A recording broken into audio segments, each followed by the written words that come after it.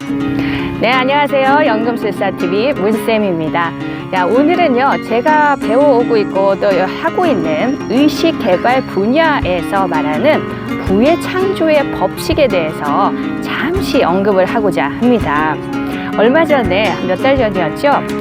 우리의 방탄소년단을 만든 빅히트 엔터테인먼트의 박문시혁 대표가 그의 모교인 서울대학교에서 연설하는 것을 봤습니다. 굉장히 흥미롭게 봤었는데요. 방탄소년단 같은 경우 사실은 이제 몇 년 전까지만 해도 이름은 알았지만 그렇게 관심이 있지는 않았습니다. 그런데 제가 하는 이 의식개발 공부를 이제 외국에서 할 기회들이 많다 보니 전 세계 사람들을 만날 기회들이 있었는데요. 그 중에서도 한 중국 젊은이가 저에게 방탄에 대해서 많은 얘기를 하고 묻는 거예요. 저보다 더 많은 것을 알고 있었습니다. 그래서 저도 모른 척 하지는 않고 잘한다고, 나는 랩몬을 좋아한다고. 왜냐하면 랩몬 하나 이름 알고 있었거든요.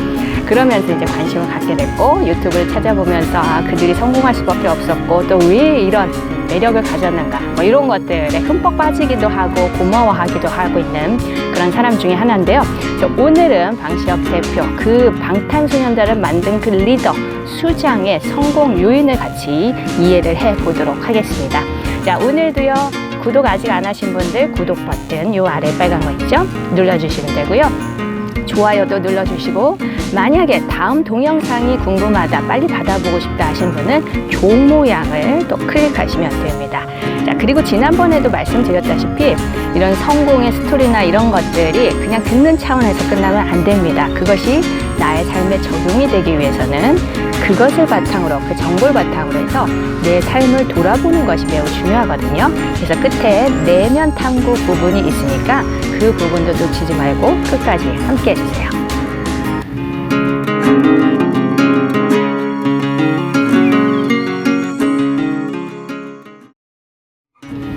자, 오늘 얘기를 풀어가기에 앞서서 다시 한번 제가 하는 분야를 말씀을 드릴게요. 제가 500명 구독자 기념 동영상에도 잠시 언급을 했었는데, 여러분들 쉽게 이해하시라고 명상쌤이라고 안내를 하고 있지만 제가 배우고 또 여러분한테 교육을 제공하는 분야는 의식개발 분야입니다. 의식개발이라는 건, 여러분 자기개발이라는 건 좀 들어보셨죠? 나를 좀 더 향상시켜서 내 삶을 좋게 하는 건, 그거보다도 더욱더 좀 더 넓고 전체적인 의미에서 이루어지는 교육이라고 보시면 됩니다. 그 의식개발 교육 중에서 여러분 인생의 법칙을 제가 이제 배우게 되는데요. 인생의 법칙이라는 게 뭔지 알고 계세요? 여러분 처음 들어보셨죠? 그런데요, 자연에도 관성의 법칙이 있고 또 뭐가 있나요? 중력의 법칙이 있듯이 우리의 인생도요, 법칙에 의해서 사실은 운영이 되고 있습니다. 그것을 아는가 모르는가는 인생에 있어서 굉장히 큰 차이를 만들어냅니다. 그래서 인생의 법칙 중에 또 하나는 뭐냐면 성공에도 법칙이 있고요, 여러분. 부의 창조 과정에도 법칙이 있어요. 그래서 이렇게 하면 이렇게 부가 열리고, 이렇게 하면 부가 쇠락을 하고, 이런 것들이 있어요. 이렇게 하면 성공이 열리고, 그렇지 않고 다르게 하면은 성공에서 멀어진다, 이런 법칙들이 있습니다. 그래서 이걸 배우고 나니까 제가 왜 10여 년간 슬럼프를 겪을 수밖에 없었는가가 너무나 명확하게 보이기 시작을 해요. 그리고 또 하나 좋은 건 뭐예요? 다시 그 법칙을 알기 때문에 그 법칙에 순응하고자 내 삶을 바꿔가고 있기 때문에 더욱더 그 슬럼프들을 극복하고 제 삶에서 여러 가지 분야들이 변하고 있습니다. 물론 저만이 아니라 정말 저와 교육을 받는 많은 분들의 삶이 바뀌고 있는데, 그래서 그걸 바탕으로 해서 이 세상을 이렇게 바라보는 것이 굉장히 재밌습니다. 성공하는 막 뜨는 기업들이라든지 아니면 좀 주춤하거나 쇠락하는 개인이 됐건 그것이 기업이 됐건, 그걸 보면 이 성공의 법칙에 순응했을 때는 그렇게 순항을 하는 게 보이고요. 그것들과 멀어지기 시작하면 또 쇠락하는 것이 보이기도 합니다. 그래서 오늘은 방시혁 대표와 이 방탄소년단을 보면서 이 부의 창조의 법칙과 지금 매우 순응하는 부분이 많기 때문에 그 부분을 몇 가지 언급을 할 겁니다. 자세한 원리 같은 건 제가 늘 말씀드리죠. 구독자 1000명이 이제 넘기 시작하면 제가 본격적으로 이제 공개를 하겠다라고 말씀을 드리고 있어요. 자, 먼저 방시혁 대표의 그 연설문을 보면 보통 여러분들이 자기 개발이라든지 의식 개발 분야에 대해서 이제 알아왔던 분들, 들어왔던 분들은 조금 헛갈리는 부분들이 있습니다. 뭐냐면 첫 번째, 그는 꿈이 없었다라고 표현을 합니다. 보통의 자기 개발 분야나 성공학 분야에서는 꿈을 가져라, 목표를 가져라 이런 말을 합니다. 자, 그런데 여러분이 아셔야 될 것은 이 어떤 단어가요, 한 사람이 이용했을 때도 상황에 따라서 전혀 다른 의미로 쓰여질 수 있다라는 걸 아시고 모든 것들을 이제 정보들을 접하기 시작하세요. 야 됩니다. 그렇지 않으면 그 단어 하나에 묶여서 여러분들이 많은 것을 흡수하기가 어려워져요. 실제로 대학생들이 이제 졸업할 사람들을 대상으로 해서 자기가 원하는 것이 있는 사람과 그렇지 않은 사람들을 그들의 인생을 이제 따라갔을 때 나중에 결과적으로 몇십 년 뒤에는 그들이 원하는 것이 분명했던 사람들이 사회적으로 더욱더 성공하고 행복한 삶을 영위하고 있다라는 조사 결과, 연구 결과들이 보편적으로 많이 알려져 있습니다. 그리고 저도 그것이 맞다라고 봐요.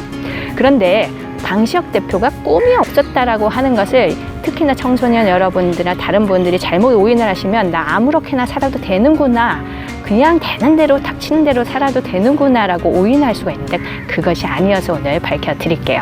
방시혁 대표는 이런 말을 합니다. 방탄소년단이 제2의 비틀즈로 불리고 있고 얼마 전에는 그래미 어워즈의 시상자로 쓰는 기록을 세우기도 했고 또 빌보드가 뽑은 자신은 혁신가 25위나 뽑히기도 했지만 정작 저는 야망도 없고 꿈도 없는 사람입니다 라고 표현을 합니다. 야망과 꿈, 여기서 제가 말한 대로 그 의미가 사실은 약간은 다르게 쓰였어요. 여러분이 일반적으로 알고 있었던 그 꿈과는 다르게 쓰였다는 것을 먼저 아셔야 됩니다. 제가 봤을 때는 물론 이제 제가 정말 방시혁 대표를 직접 만나서 심도 있는 얘기를 나누지 않아서 이것은 어디까지나 제가 저의 그 배운 것을 바탕으로 해서 추측 일반화 시켜서 말씀드리는 건데요. 그래서 그의 속마음과는 100% 일치하지는 않을 수도 있습니다. 그런데 제가 봤을 때 야망도 없고 꿈도 없었다라는 얘기는 뭐냐면요. 그 야망이라는 게 뭐냐면 나라는 방시혁이 전 세계적으로 가장 큰 CEO가 되겠어. 가장 능력 있는 사람이 되겠어. 능력 있는 1위로 뽑히겠어. 이런 야망이 사실은 별로 없었다라는 것으로 저는 의미를 해석을 하고 있습니다. 이것을 제가 배워오고 있는 그 명상 학교인 오에노 학교에서는 또 이렇게 표현을 해요.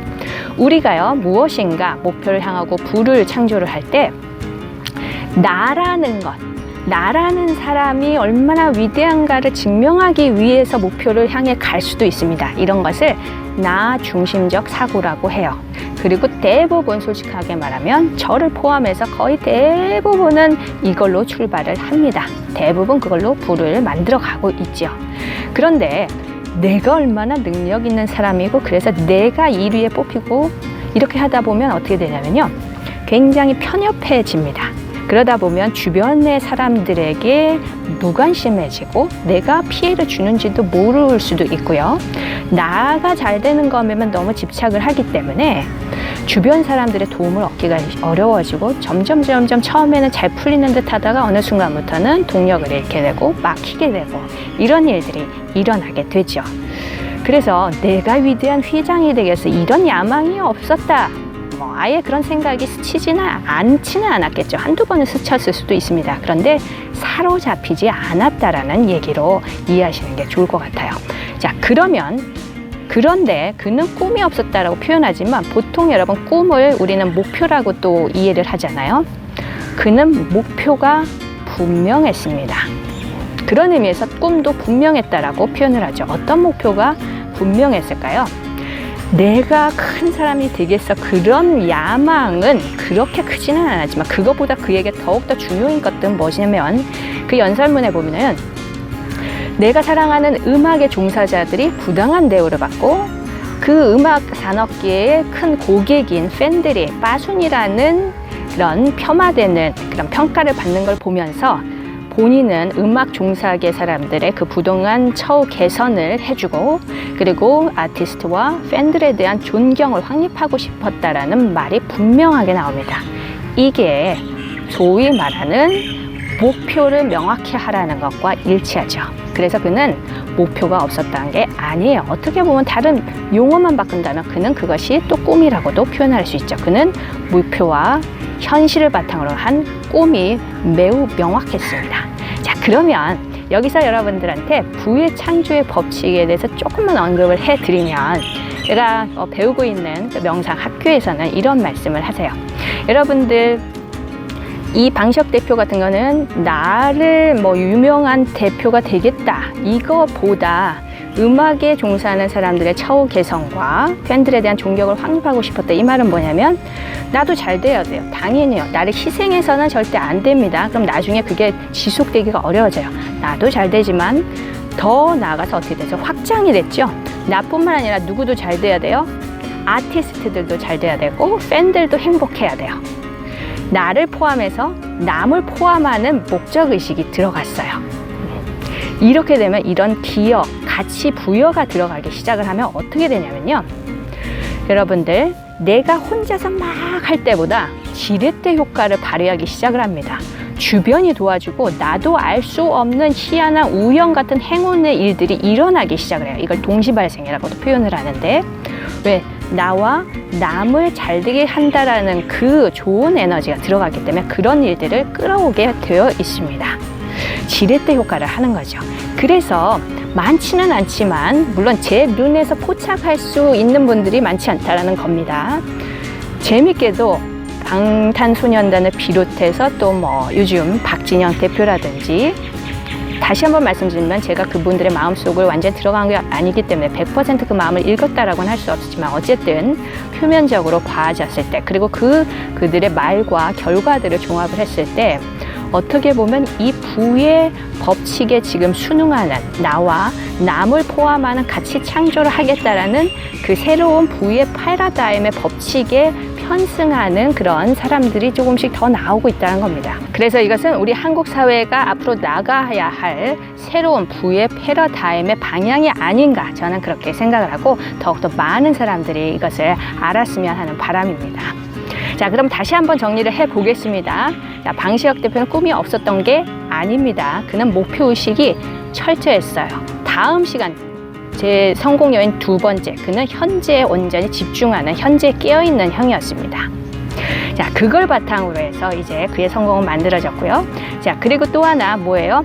내가 뭔가 잘 돼야겠다는 나 중심적인 그런 목표의식보다는 나와 다른 사람을 포함해서 그들의 삶의 가치에 공헌하겠다라는 그 공헌의식이 들어갔기 때문에 오늘날의 전 세계적인 팬들이 열광을 하는 그런 방탄소년단이 만들어질 수 있는 그런 성공 요인이 아니었나, 그런 생각을 해봅니다.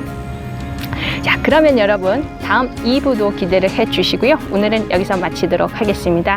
도움이 되셨다면 좋아요, 구독 버튼 눌러주시고요. 자, 좋은 하루 되시고 저는 다음 시간에 뵙도록 하겠습니다. 나마스테.